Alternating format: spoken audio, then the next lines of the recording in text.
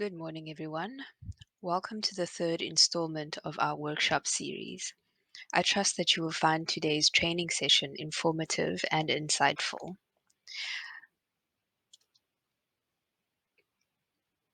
A quick introduction of who I am. My name is Flavia Mulenga. I am one of the analysts at Munro Actuaries, and I have been with the company for coming on 5 years in a few months.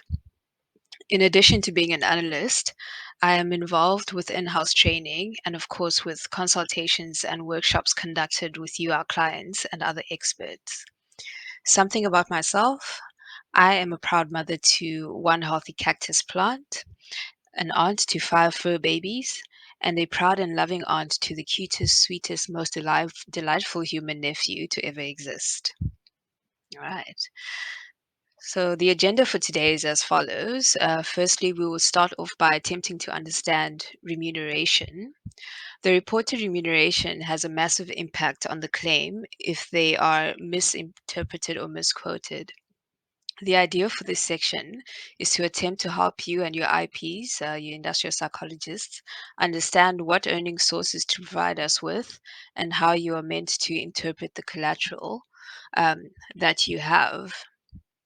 Then we will move on to government employees. We will briefly look at the very specific earnings that government employees receive, as well as how they progress in their industries and the fact that they progress very specific ways in their industries.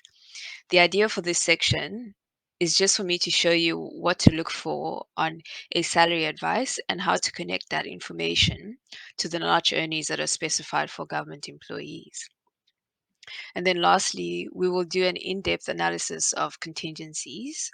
We as the actuaries often get asked to advise on the appropriate level of contingencies that should be applied in a specific matter. Yet this decision is actually the prerogative of the legal parties involved. So we as the actuaries cannot provide you with specific advice on what contingencies to apply. All right.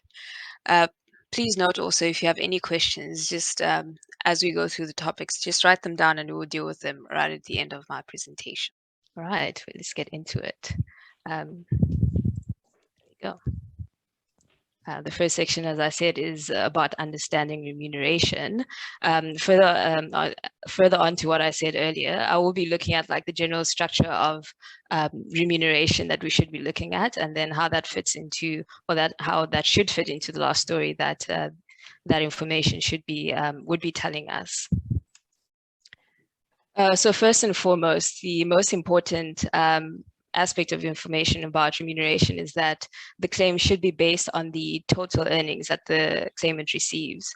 So oftentimes the information that we are given is either just the basic salary of the claimant or something that is net of deductions that we don't know about, and that ends up in the claim being either underestimated or you undersettling your claim, essentially because we haven't received information about what the claimant's total earnings are. So when I say total earnings, this would be earnings that include the benefits. We haven't been told about benefits, for example. We have not been told about the claimant's pensions. We haven't been informed of other fringe benefits or variable earnings that the claimant may have received. And that would often have quite a huge impact on the final value that we calculate to be the captive value of the loss that is suffered by the claimant.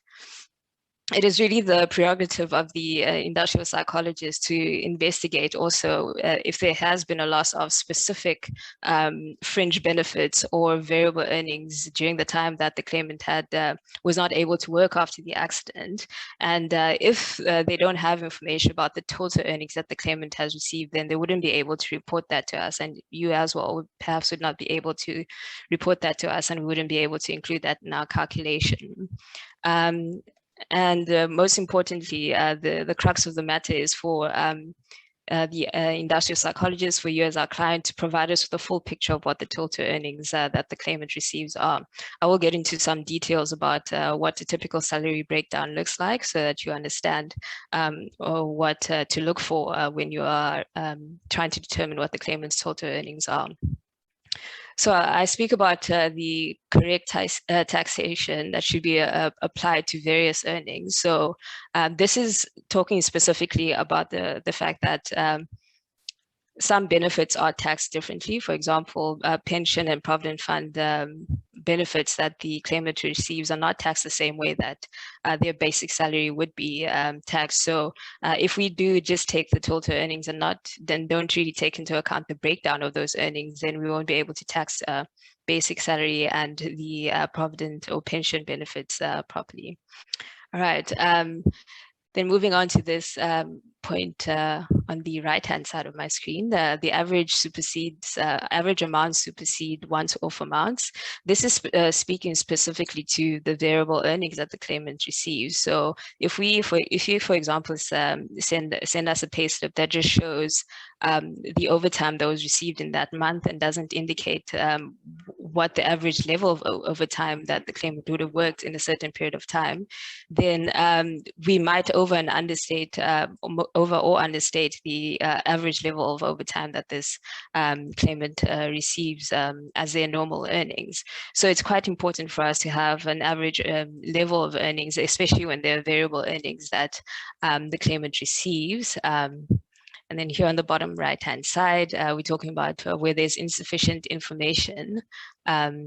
You can provide us with an estimate. So if there is no collateral information that you have access to, there are no payslips, no tax certificates and the like, which I'll get into just now, then it is quite beneficial, even more beneficial for us to just disclaim that you have provided us with an average earnings that we can use for our calculation.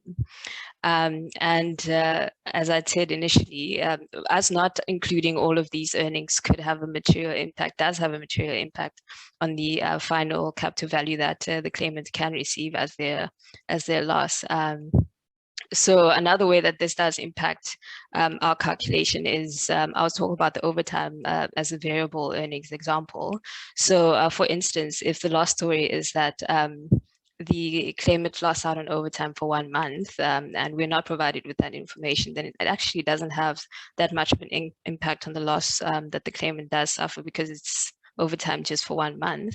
Whereas if we are told that they will never work overtime ever again in their job, if they got back to their job after a month and then for the future they will never work overtime, then that actually has quite a material impact on the claim. So we'd want to include all that information, and we would want to be given, if possible, where possible, a payslip or some sort of tax certificate, which I said I'll get into later, to verify these variable earnings.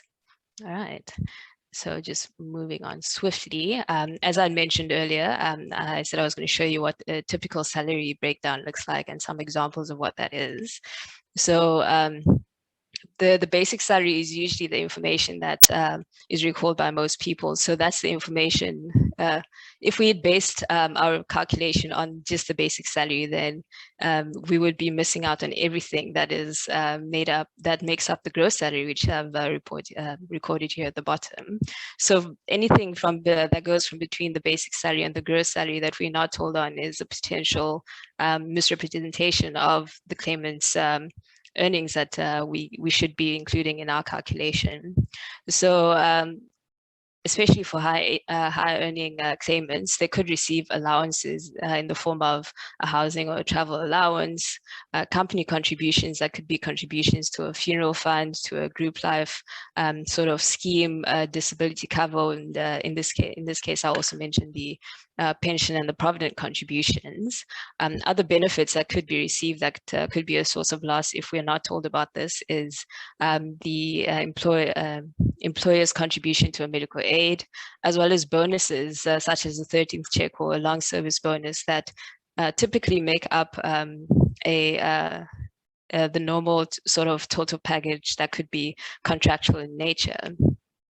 Above that, I have spoken quite extensively about the overtime. In addition to the total package that could be received as a part of their contract, some claimants could also receive an overtime, and that could be a source of loss. Could be in the form of a commission, which is variable earnings. and then other overtimes, which could be Sunday time and a public holiday pay that they receive, as well as, in this case, performance bonuses that may not necessarily be contractual, but really based on how the claimant works. So we would need to know those types of information as well. And this would typically be what you would see as a salary breakdown, or what you should look for in the salary breakdown of a claimant. All right, moving swiftly along. So I have presented you with this triangle, and it's just an illustration of the reliability of the different sources of information that we'd want to consider for our calculations. So at the top, I have the most reliable source of information, which is a tax certificate. These are earnings that are reported to SARS and are legally binding. Then it's the pay slips that are available from the claimant or the employer. And then below that are the earnings that are provided only by the employer, which could be in the form of an employment certificate. And then the least reliable source of information here would be what the claimant reports their earnings are. There are various reasons that the claimant's word is something that is not as reliable as the other sources of information. And I think you would really understand that from your experience. They may just not have the right recall of what their earnings were at a certain point in time. All right, cool. Getting into some more detail about the 4 sources of information that I spoke about there. So the benefit of a tax certificate is that the earnings are verified and accurate, as reported to SARS. They should be verified and quite accurate. Another benefit of tax certificates, is that these, specifically for self-employed earnings, these are they're real earnings that they received. And the tax certificates also show the gross earnings, total earnings. If there were multiple sources of earnings that a specific claimant got their income from, their earnings from, then tax certificates would combine all of that. And then lastly, tax certificates are very easy for us to use. It's easy to just interpret what's been reported there, because they're quite standard across the different individuals. A limitation of tax certificates is that sometimes the normal earnings are lumped up together. So when I say normal earnings, you'd find that under one tax code, I'll say a tax code, the basic salary and the variable overtime or whatever other variable earnings may be lumped up together, and we won't be able to see that because we all we see is just this total figure of the normal earnings that the claimant receives. And then another limitation is that the tax certificates are not readily available. This speaks specifically also to lower income earners that may not necessarily be obliged to pay and report their earnings, pay taxes and therefore report their earnings. They just wouldn't have those sort of tax certificates.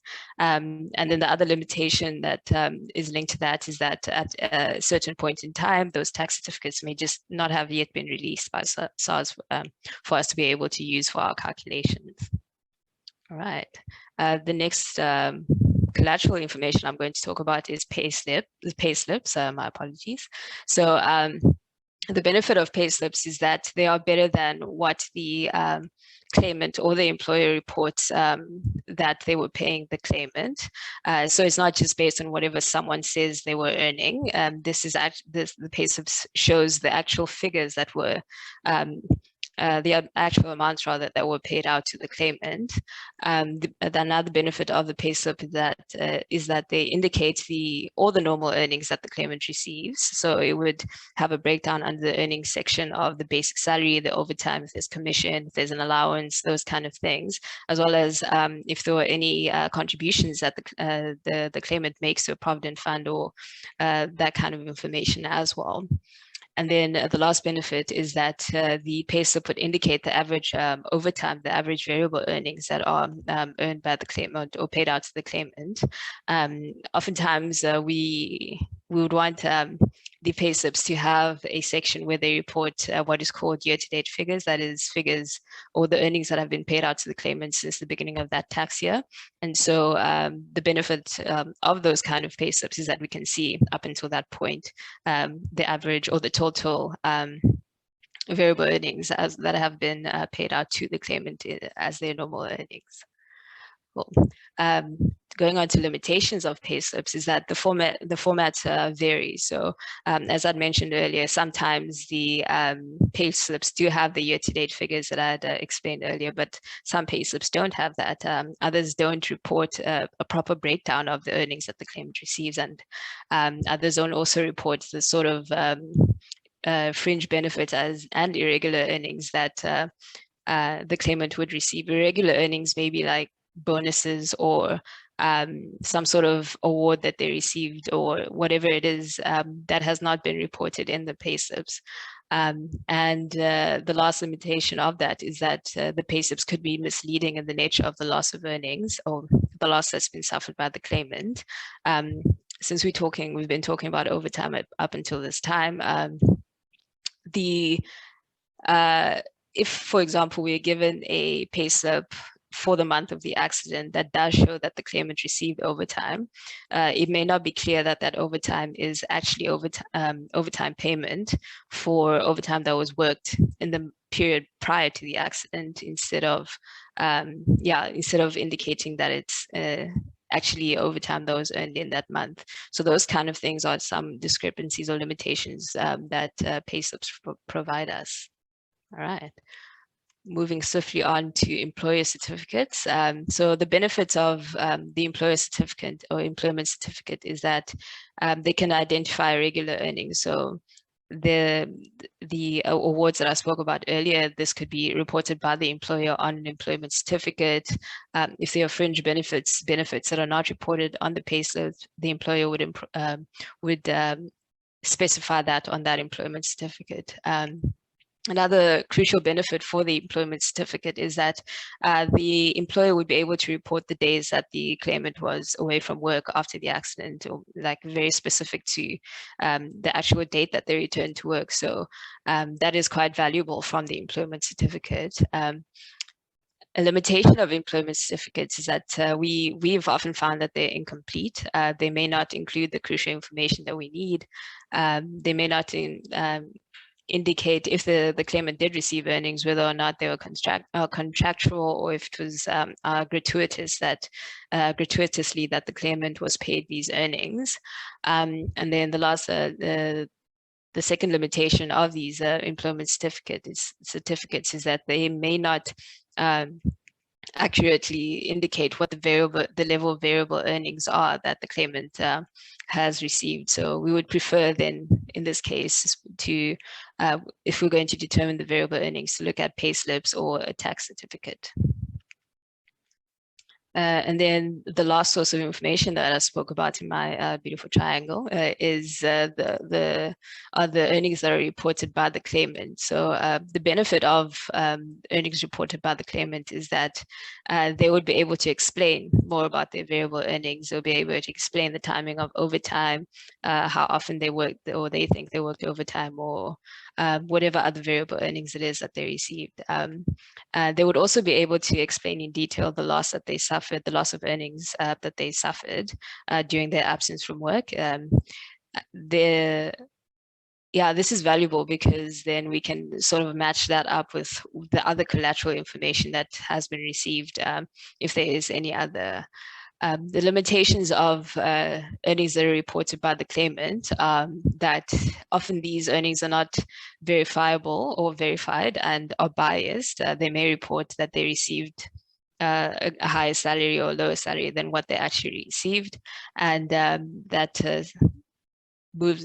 ties up with my next point about the limitations, is that the earnings that are reported by a claimant are often unintentionally inaccurate. It's not that they're lying, they just don't remember correctly what their earnings were. The one thing that I forgot to mention earlier is about bank statements as well. We often do get sent bank statements to be the earning source that are to be used for our calculations. And we often push back to you as our client to say that, listen, these are not actual earnings that we can use for our calculation, because we don't know the sort of taxation that the claimant's earnings had to undergo. We don't know what other deductions were taken into account, because whatever is shown on the bank statements are net earnings for someone that is formally employed. And for someone that is self-employed, we are not forensic accountants, so we can't really nitpick from a line-by-line basis to say that these are the actual incomes that the claimant received from their business. These are expenses that they incurred. And because we need the profits, which is the income minus expenses, to do our calculation, it becomes even more cumbersome for us to be able to accurately portray what a self-employed individual's earnings are from a bank statement. So especially when there is a bank statement and the claimant is, if they're self-employed and a higher earner, would prefer that a forensic accountant be involved in trying to determine the profits and the progression of the profits in the future, or up until their date of calculation as well. And if they are formally employed, we would prefer that you send us then a payslip as well, payslip or a tax certificate to indicate the claimant's earnings. All right. I'm just going to segue onto my colleague here, who's going, Kerry, who's going to talk about the earnings assistant and the magical portal that we use to help industrial psychologists summarize earnings. Over to you, Kerry. Thanks, Flavia. That's nice intro, and wow, that's quite some information that's to process. I think it's so valuable to understand, the information that's supplied to you guys and how you guys use it. And what information you need. That's quite cool. So, like you said, a perfect segue into the Earnings Assistant platform. So this is another one of our digital platforms that if you guys had joined us from last week, that you've heard a lot more about. If you haven't joined, I'm just going to give some information. So what you're seeing on your screen is a summary page from this Earnings Assistant platform. And it does assist the IPs, when industrial psychologists, when they're capturing the earnings, to basically create the summary page of the earnings, and this will then definitely help our staff when we are compiling the reports. So if you guys need a demo, need to know more about this product, you're most welcome to go to our website, and on our website will be a link for you to book a demo, and you will then receive that demo. And this is all free of charge to you guys. This platform is free of charge to your industrial psychologist to use. So we definitely encourage you guys make use of these free platforms, because it's just going to enhance and better your guys' matters and how you guys interact and how the industrial psychologists interact with you guys. And instead of having to try and analyze a 20-page document, you guys are very precious for your time. You can then just have a look at this one pager, which then should be able to assist you. So yeah, thank you, Flavia, for that opportunity. I'm going to hand back over to you to share more of your presentation with us. All right, thank you, Kerry. So I just hope this section was just helped you understand the orientation of what it means to understand the remuneration information that you receive and send to us, and what you should be looking for from that sort of remuneration information that you receive from your clients, and what you can pass on to us as well.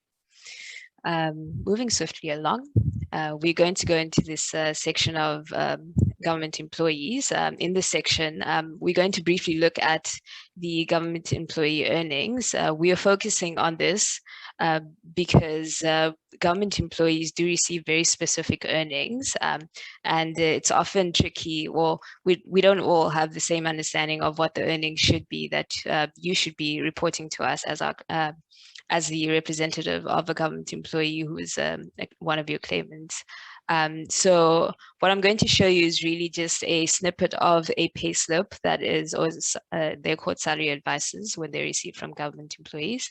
A snippet of a salary advice and the information that you should be looking for. And then I'll show you how that ties up into the prescribed earnings that are specific for government employees.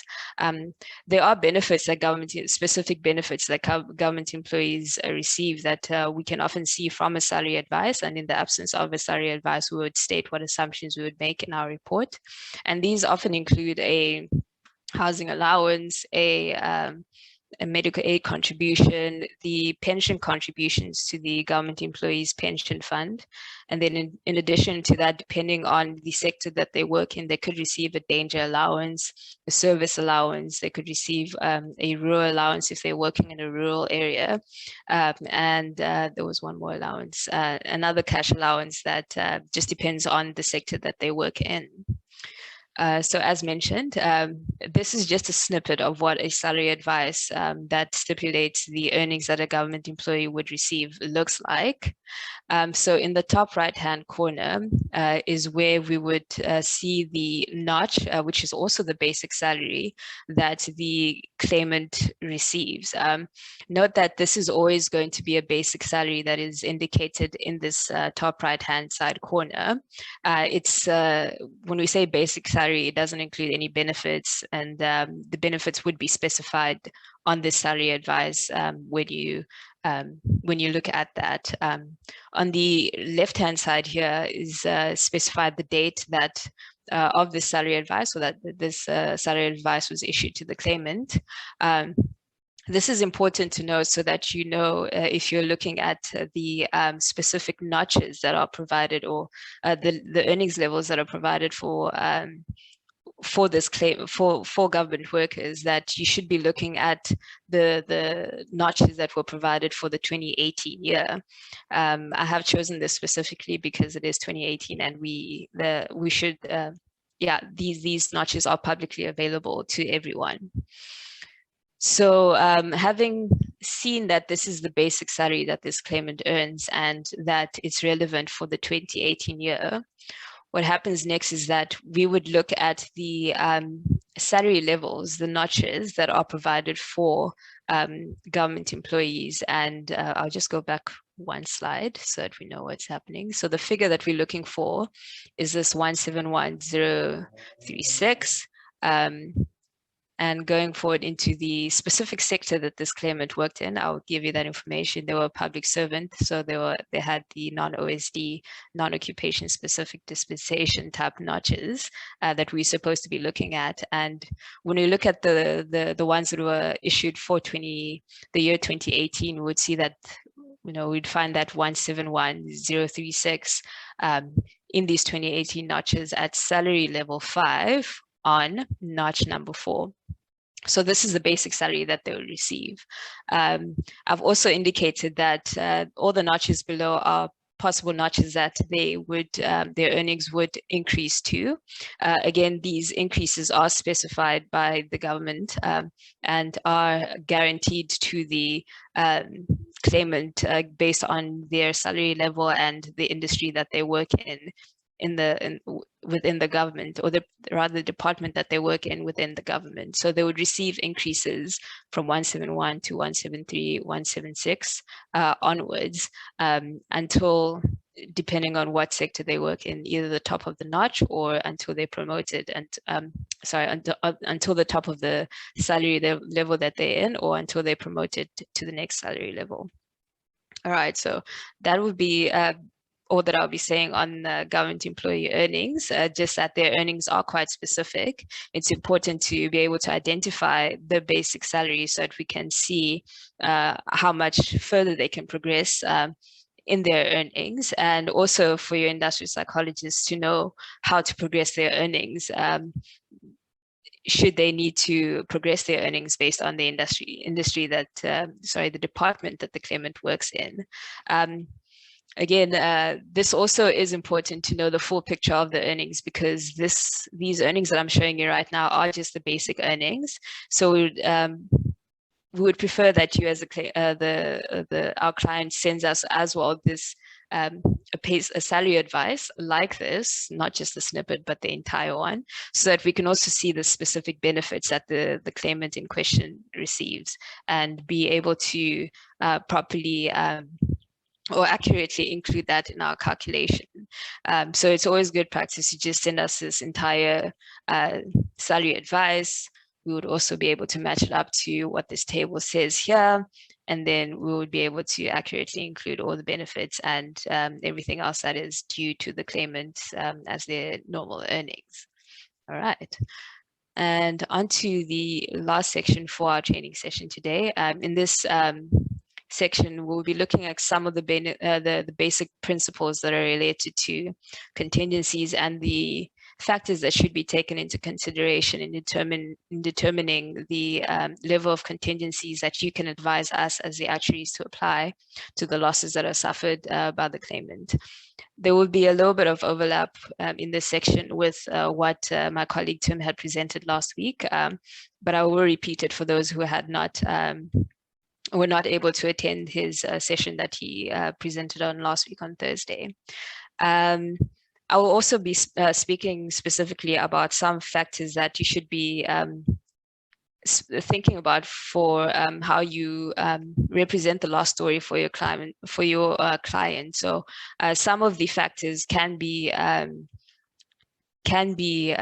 explicitly, some of the losses rather can be explicitly expressed in our calculation, where there are others that are just so arbitrary that it's actually much better to just use contingencies to address those sort of uncertainties and the like. All right, just moving on to some of the case laws. So there is some background that some case law that you can look at for determining how you want, or in your process of determining how you want to apply contingencies to a loss of a loss calculation. So ultimately, it is your prerogative as the legal parties to advise us on the level of contingencies to apply for the loss that you're wanting to claim for. There is no specific expert actually who can say these are the appropriate levels of contingencies. You may have seen that in road accident fund matters, there are standard contingencies that can be applied. And if we have not been instructed on the specific contingencies to apply in a road accident fund space, and there needs to be contingencies to be applied, you'd see that in our report would say that we've applied the standard road accident fund contingencies. However, we do know that these contingencies that have been set are not very specific. They're not mathematically found. These are just founded rather. These are just contingencies that the road accident fund decided are the standard for claims that are, that they are handling rather. So you as the legal party actually are the best to advise us on what contingencies to apply to both the uninjured and the injured earnings that we are to consider for the calculation. These are just some specific cases, so I'm not going to read them one by one. They're available for you to just look through and take note of when you are thinking about the contingencies to instruct us to apply. All right, moving swiftly along. So what is the purpose of applying contingencies? The first one that I'll speak about here is that they do allow for the additional risk or uncertainty that that you may not know of. So for example, if there is no sort of indication about someone retiring early now that they've met with an accident in their injured state, and it's something that is not very concretely spoken about, then you can instruct us to apply contingencies to address that uncertainty. Preferably, you'd want that to be expressed explicitly if there is an industrial psychologist involved in determining what that should look like, that they would say, we think this person would retire 5 years early, but if they say we think they might retire early, but can't say when specifically, then you can apply contingencies or you can instruct us to apply contingencies to that sort of scenario. The second principle to take note of when thinking about contingencies is that it enables you to express your overall feeling about or sentiment about the actuarial calculation, it does indicate, so essentially this means that if you do set a very high contingency, it may indicate that there isn't that much high of a confidence that you have in the actuarial calculation for whatever reason it may be. Maybe you disagree with what your industrial psychologist has said, or how we've interpreted what the industrial psychologist has said, and so then you would apply contingencies to that. The third thing to take note of is that if the calculation is evenly balanced, then the chances of the claim being understated or misstated are quite low. Therefore, it probably isn't necessary to apply contingencies because the calculation is accurate enough to have shown what the actual loss story is that the claimant has suffered. Yeah. And the last thing is that the impact of the incident shouldn't be duplicated when it can be explicitly expressed in our calculation. I'll go back to the example about early retirement. If it is known that if it is agreed by the experts, the industrial psychologist, after having taken into account all the opinions of the other experts, that this claimant will retire 5 years early, they would much rather explicitly show in our calculation that this person would retire 5 years early, and then not have to apply additional contingencies for that same thing that the experts say is something that will definitely happen. So in that case, you wouldn't apply contingencies. And yes, this does sound like I'm repeating myself, but it's just to really cement that point that perhaps then the industrial psychologists may have concluded that it's the possibility exists, but that they don't know really how many years of early retirement to allow for. Then you can in this case rather apply instructors to apply contingencies that address that sort of uncertainty about the claimant's early retirement or the possibility of the claimant retiring early. All right. Then moving swiftly along to how contingencies actually work. So I have this table here that looks very similar to the last table that we would send you in our report. I'll just explain uninjured what happened here. So uninjured, this is the loss according to what the industrial psychologist says would have happened had rather not the loss, the earnings that the claimant would have received had the accident not happened. And this is purely based on the industrial psychologist's story. So in the past, up until a date of calculation, they say that we've calculated what the story that the industrial psychologist has told us to say that had they not been in the accident or the incident, the claimant would have received a total earnings of about R500,000, and then in the future into retirement age it will be 5 million rand. But now that they're injured, up until our date of calculation, according to the story that the industrial psychologist states, as well as the factual information we've received in the past, the earnings that they've received is only 100,000 rand, and in the future it's expected that they will only receive 1 million rand until their retirement age. So the contingency that was instructed here is actually the standard road accident fund contingency. You note that it's the 5% that we've applied on the past uninjured earnings. We note also that we haven't applied any contingencies on the future on the past injured earnings, because that should be based on factual information. There should be some sort of payslip, some discussion with the claimant's employer to say that factually this is what they had earned until this point, our date of calculation. And then we've applied the 15% on the future uninjured earnings, as well as the 25% on the future injured earnings. So note that the contingency that is applied on the injured earnings is higher than the future uninjured earnings. And this is the way that this can be interpreted is that there is greater uncertainty about the claimant now that they're injured. There are greater uncertainties about them achieving even the earnings levels that are postulated by the industrial psychologist now that they're injured. The 15% here says that even without the accident, there are some lower factors or other factors that still impact the claimant's earnings, but not as much as what they impact the claimant's earnings now that they've met with the accident.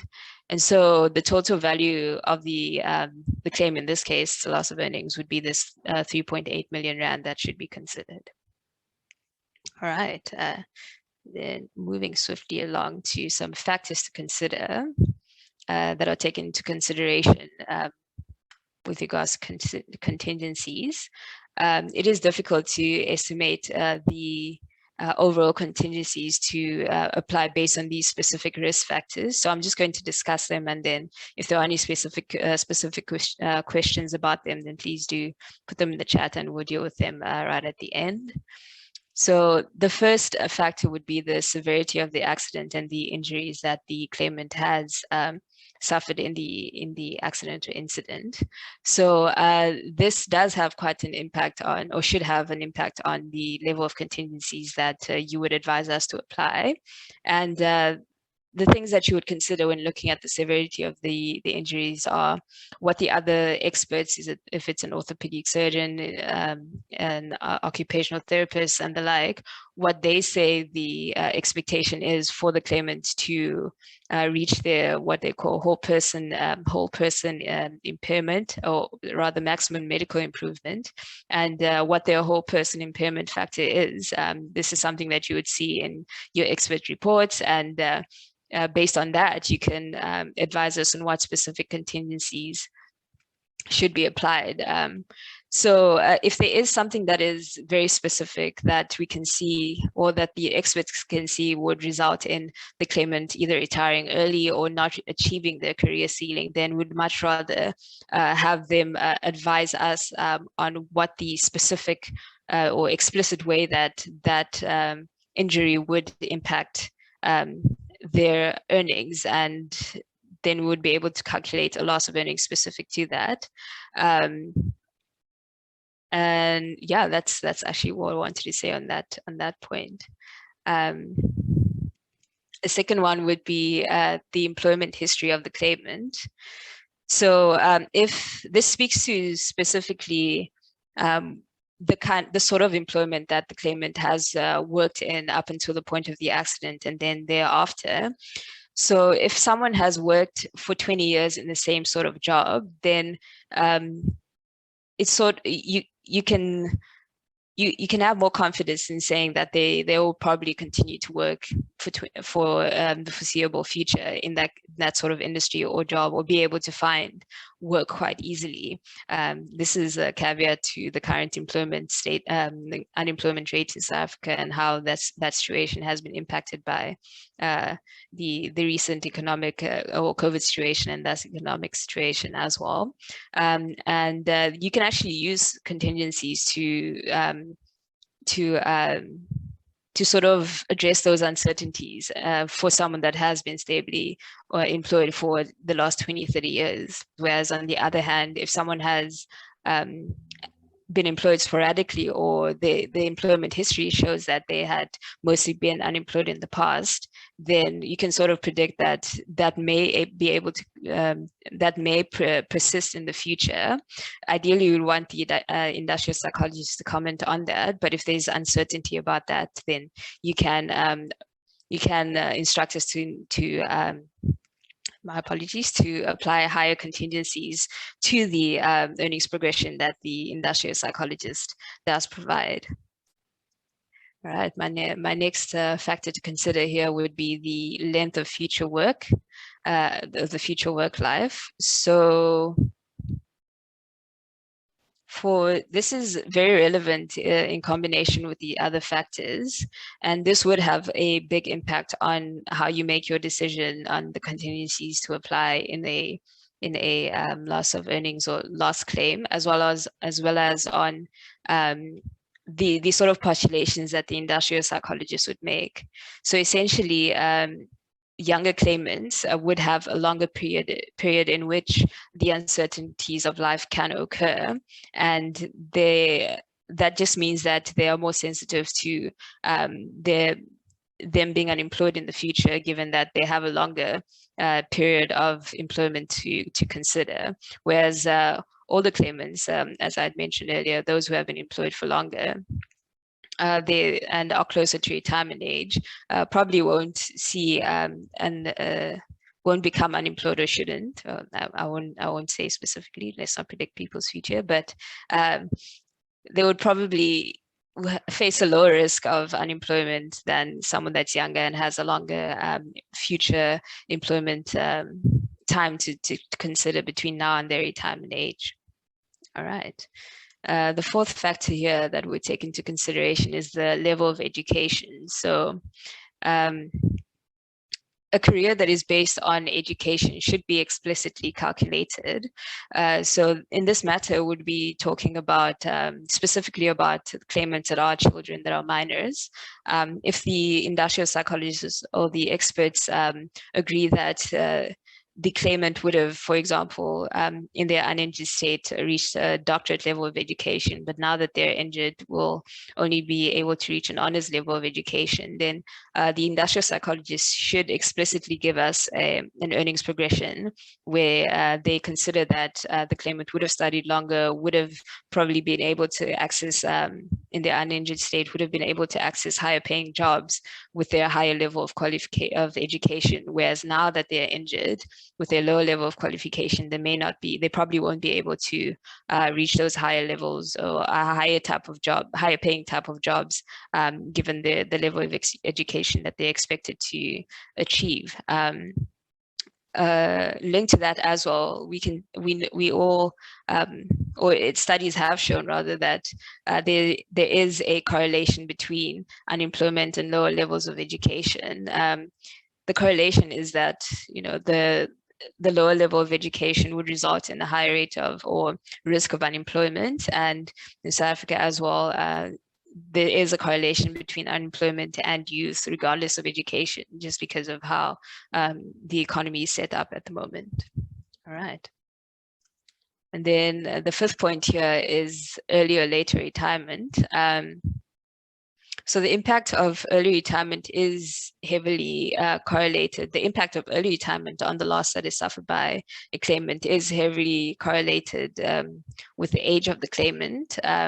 So younger claimants are not as badly affected as older claimants, because the older claimants would have a shorter period between the time of the accident or the incident and the time that they retire.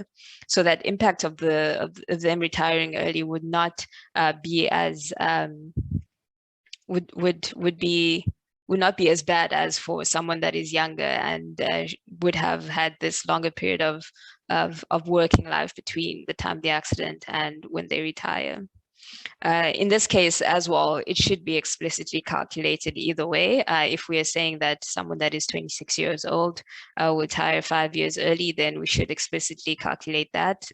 Same as if someone is 60 years old and should have retired at age 65 and is expected to retire 3 years early, that should be calculated explicitly instead of via contingencies or a contingency instruction, right? Then the sixth factor to consider here would be also the promotions lost or delayed. Again, this is one of those where we would want for the industrial psychologists to explicitly state what the delay or how much the claimant's promotion has been delayed or whether or not it's been lost completely. This would be something they would be able to garner from discussions with the claimant's employer and having those kind of interviews happen to say that, well, this claimant is not able to be employed anymore, and we would not consider them for a different job or a different higher position. So the loss of promotion does have a higher impact on younger claimants, and contingencies are not ideal necessarily. And again, like I'd said earlier, they're not ideal for capturing the loss that is suffered due to a delay or a loss of promotion. Right, and then the seventh factor here would be the nature of earnings. This links completely to the very first section that we spoke about. So we would want for the total earnings to be reported to us versus just the basic earnings or part of their earnings being reported to us. A loss of overtime should be, again, calculated explicitly where the information is available. If there is a risk of overtime being lost in the future, then we can consider, we can take that into consideration for determining the level of contingencies to apply as well. And then also if someone is self-employed, someone is formally employed, or the claimant is self-employed or formally employed, then that should be something that you can take into account when determining the level of contingencies to instruct us to apply. All right. And then the eighth one is for government workers. So government workers are unlikely to lose earnings if they're employed in the public, or claimants are unlikely to lose earnings if they're employed in the public sector versus in the private sector. Their basic earnings, their notches, their benefits are seldom affected when they are off work for a certain period of time. And it's very difficult to force someone to resign, take early retirement, or to be medically boarded if they are a government sector a government worker or work in the public sector. Whereas in the private sector, it may be easier to do that. All right. And the last factor to consider would be the non-standard life expectancy. Now, it's very specific and this is very specific and should be commented on by a life expectancy expert. We shouldn't be using contingencies to address the possibility that someone's life expectancy would be changed because of an accident, because life expectancy does take into account other factors, other health factors such as HIV status, diabetes, a history of heart disease, and just the general lifestyle that the person leads. So if there is a reduction in life expectancy in life expectancy for the claimant, then we would much rather have a life expectancy expert comment on that specifically instead of applying contingencies to the loss to address that kind of reduction. Right. And yeah, this does bring us to the end of our presentation. If you have any questions, now would be a great time to ask them.